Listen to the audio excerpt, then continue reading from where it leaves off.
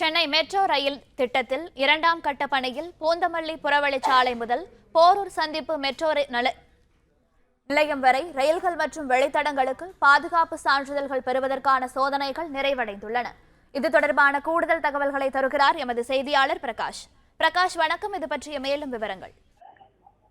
சென்னையில் 2ஆம் கட்ட மெட்ரோ ரயில் திட்டம் 116.1 கிலோமீட்டர் தொலைவுக்கு 3 வழித்தடங்கள்ல மேற்கொள்ளப்பட்டு வருகிறது.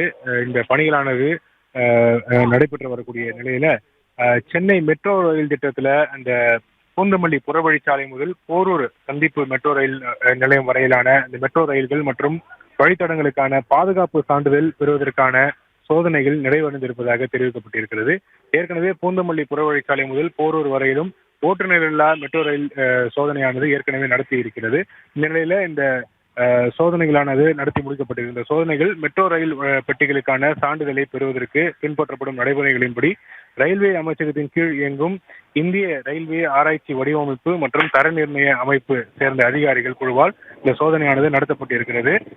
சோதனைகளின் போது 90 கிலோமீட்டர் வேகத்தில் மெட்ரோ ரயில்கள் இயக்கப்பட்டு பயண வசதி மதிப்பீடு செய்யப்பட்டது. அத்துடன் வழித்தடத்தில் ரயில்கள் இழுவை மற்றும் பிரேக்கிங் செயல்திறன் உள்ளிட்ட பல்வேறு பாதுகாப்பு அம்சங்கள் குறித்து இந்த சோதனையின் போது சோதனை நடைபெற்றிருக்கிறது.